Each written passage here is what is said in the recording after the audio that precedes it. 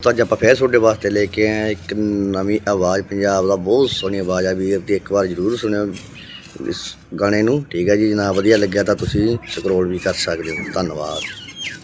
सुनो जी।